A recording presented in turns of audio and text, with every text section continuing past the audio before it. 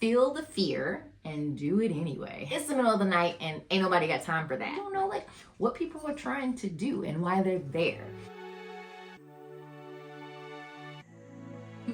Hi there, welcome to my channel Outside with Kalani Shots. My name is Kalani, and if you're new here, welcome. I'm so glad that you found me, and if you're returning, welcome back. I'm glad you're back to watch another video.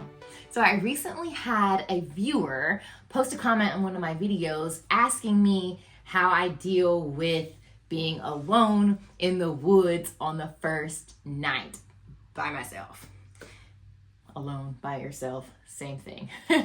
When I was first starting in this whole backpacking and camping and all of that stuff, I was definitely nervous. But the thing about it is my mom would always say, feel the fear and do it anyway. That's where your courage comes in, right? You feel the fear, but you go ahead and do it. I mean, not silly stuff. Don't be dumb. I wanted to give you a few tips on how to be less scared in the backcountry. Yay, let's do it.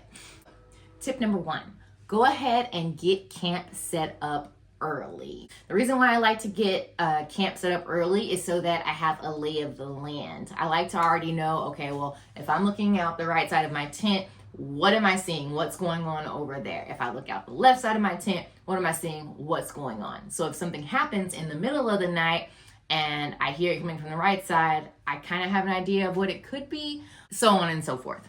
But also because I want to ease into my night. I don't want to be frantic and trying to cook dinner after it's dark. Like, I want to ease into the evening. And I can't do that if I'm waiting until the last minute to set camp up. It also allows me to get everything set up, and it allows me to go ahead and pre-dig my cat hole. That's something that I also do.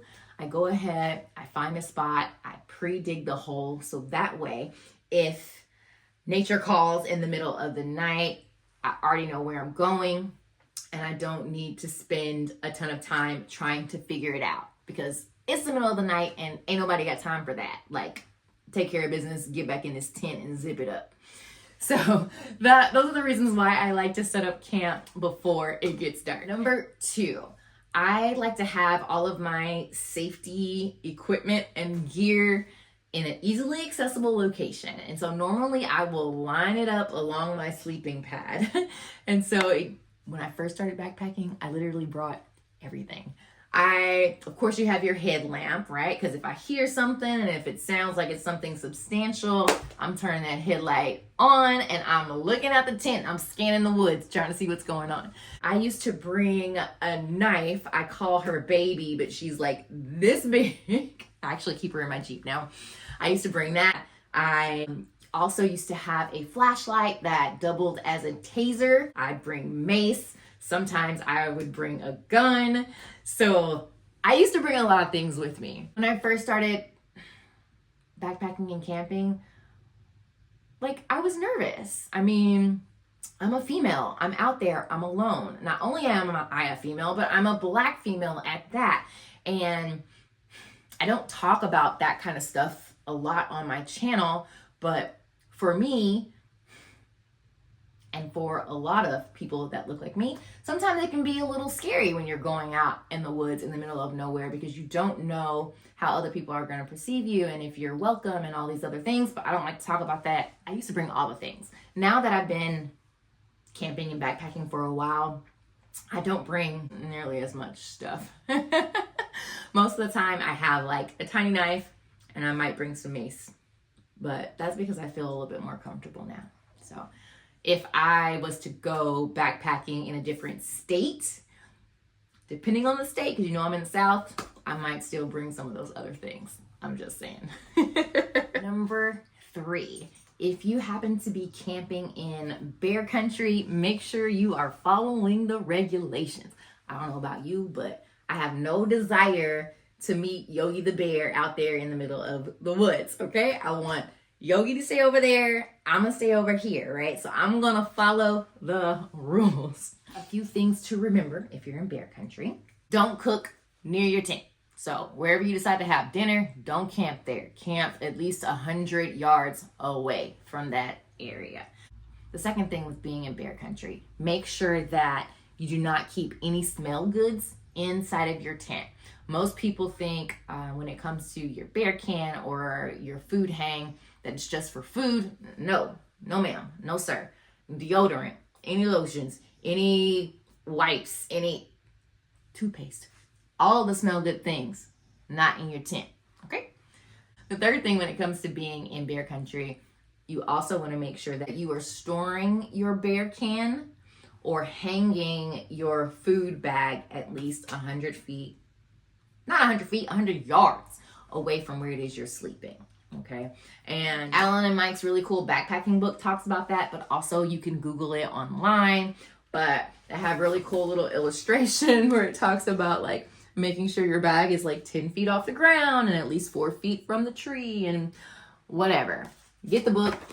It's a great book. I'm not sponsored by them, but you can also Google it online as well. Just follow the guidelines. We don't want any bears in our camping area. Number 4, if you're not in bear country, something that you can do is either bring earplugs, or you can choose to, especially if you're like one of those people who like goes to sleep with the TV on. I'm not one of those people, but if you are, you could also leave one earbud in and listen to a podcast or something soothing or like a cartoon or whatever it is that you normally like to fall asleep to. That can help you take your mind off of outside and kind of put you at ease.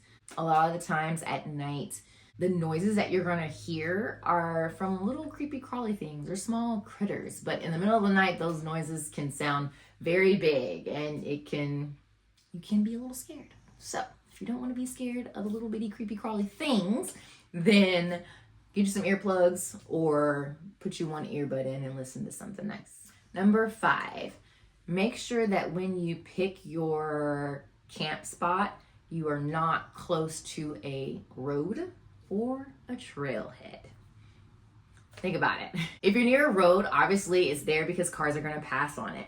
And depending on the day of the week, there could be more cars than normal. And you don't want that keeping you up in the middle of the night, especially if you're kind of new to this. And it could be a little nerve-wracking also because you don't know like what people are trying to do and why they're there. So if you hike in several miles and then camp, you can kind of be a little more at ease. Most of the time, people who are hiking in that far are going that far because they're trying to do the same thing that you're trying to do. Have a wonderful, peaceful time in the backcountry. So don't sleep close to the trailhead. Don't camp near a road. It'll just help make your night a little bit more peaceful. Give you a little less to worry about. Number 6, something to consider is making sure that your sleep system is dialed in and good. There's nothing worse than being uncomfortable when you're in the backcountry. If you watch my video when I was with my dad and I was trying the ultralight gear and all I had was the little foldable mat, I had a horrible night's sleep, right? Let's not have a horrible night's sleep. Bring all the things that you need to have a good night's sleep. Make sure that you know what the weather's gonna be like, and if it's gonna be cold outside, make sure that your sleep system is warm enough to keep you comfortable. Because if you're cold or if you're uncomfortable, you're gonna continue to wake up. If you're awake, you're gonna hear more noises, which can make you more scared. And we don't want that to happen. Get you a good sleeping pad, or I don't know, if you sleep in a hammock, you do that. I've never done that before. Make sure you have you a good quilt. All the things you need, all the layers, whatever you need. Make sure that you can be comfortable out there and that is not a reason that you're staying awake at night. Number 7, and this is really the last one I have. The more you do it, the more comfortable you'll get. And the more you'll realize it's not as scary as people think it is. So just do it. It'll be a little nerve-wracking the first time, maybe the first few times, but it's better as you go and you get more comfortable. And bonus tip, if all else fails and you're not in bear country, just take some Benadryl. You'll fall right asleep. Oh goodness. Thank you guys for watching this video. I hope that these tips were helpful. I use them all the time still so that I can have a comfortable night's sleep and not be super scared when I'm out in the backcountry by myself. If this was beneficial for you, please let me know in the comments. If I missed something or if there is something else that you do that helps you to feel comfortable when you're out in the backcountry, please leave that in the comments below. You know me, I like to learn. I can always add more to the arsenal. And yeah, thanks for watching. I will see you back next week for another video. I'm off to work.